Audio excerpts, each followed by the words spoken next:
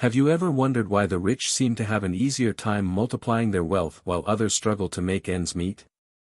Robert Kiyosaki's Why the Rich Get Richer offers an unapologetic look into the mindset, habits, and strategies of the wealthy. Spoiler alert, it's not about working harder, it's about working smarter, thinking differently, and using tools like leverage and education to build lasting wealth. Today, we're diving deep into this book to uncover its most valuable insights, explore practical examples, and reflect on how you can start applying these lessons to your own life. And yes, we'll keep it light with a sprinkle of humor here and there because finances don't have to be boring. Let's get started. Chapter 1: The Rich Understand the Game of Money. One of Kiyosaki's central themes is that money operates like a game, and the rich know the rules better than anyone else. The wealthy aren't necessarily smarter or luckier, they've simply spent time learning how the system works. They understand how money flows, how to invest, and how to create streams of income. Think of it this way: if you were handed a monopoly board but didn't know the rules, you'd probably make decisions that lead to losing money, or worse, going bankrupt. The rich have studied the monopoly board of life. They know when to buy assets, when to take calculated risks, and how to use other people's money, OPM, to grow their wealth. Takeaway: if you don't understand the game, you're going to be a pawn in someone else's. And trust me, being a pawn isn't where the fun happens. Chapter 2: Income Streams, Not Just One, but Many. Kiyosaki outlines 3 primary types of income. Earned income, the money you make from a job, what most people rely on exclusively. Portfolio income, money from investments like stocks and bonds. Passive income, income from assets like rental properties, businesses, or royalties. Here's the kicker: the rich focus heavily on the latter two. They don't trade time for money indefinitely, they build systems that generate money while they sleep. For example, let's say you invest in a small property and rent it out. Over time, the rental income can cover the mortgage and then some. That's money coming in every month without requiring you to clock in at 9 a.m. Compare that to working overtime for years. It's clear which path offers freedom. The next time you think, I just need a better paying job, remember, it's not about working harder, it's about working smarter. Chapter 3: Good Debt versus Bad Debt. Debt often carries a negative connotation, but Kiyosaki flips the script. He argues that not all debt is created equal. Bad debt drains your finances, it's used to buy things that lose value, like a new car or the latest gadget. Good debt, on the other hand, helps you acquire assets that generate income. Here's an example: a young investor takes out a loan to purchase a duplex. She rents out both units, which not only covers her loan payments but also generates a profit. That's good debt. Now contrast this with someone maxing out their credit card for a vacation they can't afford. Fun memories, sure, but now they're stuck with monthly payments and interest. So, ask yourself, is your debt working for you or against you? And if you're using debt to buy a fancy gadget, at least make sure it's not something you'll lose in a cab 2 weeks later. Chapter 4: Taxes, the Secret Weapon of the Wealthy.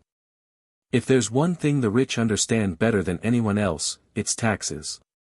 While most people dread tax season, the wealthy see it as an opportunity to keep more of their money. How? By leveraging tax laws designed to reward business owners and investors.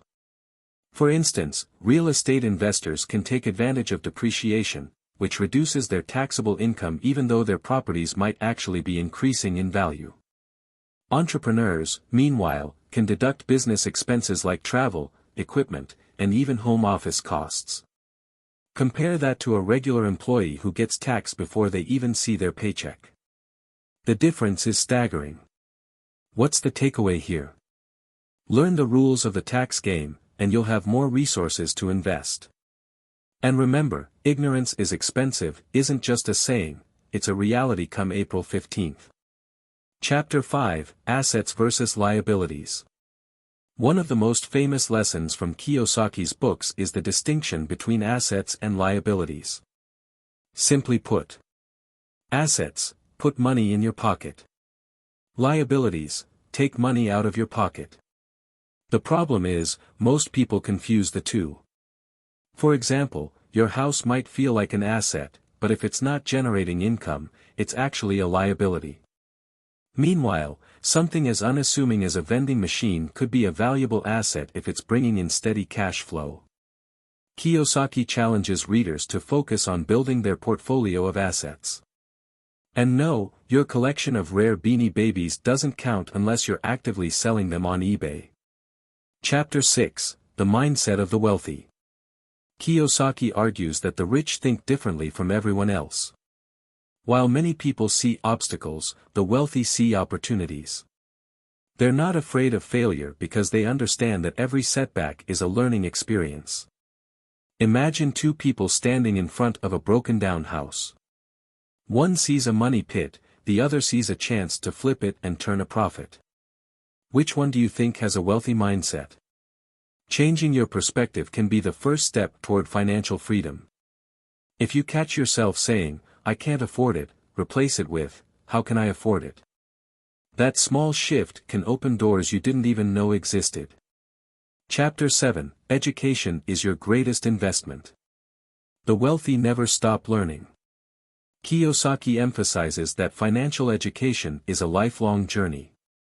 This doesn't mean you need to enroll in expensive courses or get an MBA. It's about reading books, attending seminars, and surrounding yourself with people who know more than you. Think of financial knowledge as compound interest. The more you invest in it, the greater the returns over time. So, pick up a book on investing, listen to a podcast about entrepreneurship, or better yet, keep watching summaries like this one. Chapter 8: Building Generational Wealth. The ultimate goal for many wealthy individuals is to ensure their families are financially secure for generations. This doesn't just mean leaving behind a pile of cash, it's about teaching financial literacy so that wealth isn't squandered. Consider this: if you build an empire but don't teach your kids how to maintain it, that wealth could disappear in no time. Kiyosaki stresses the importance of passing on both assets and knowledge. Conclusion: why not you? If there's one thing Why the Rich Get Richer leaves you with, it's a sense of empowerment.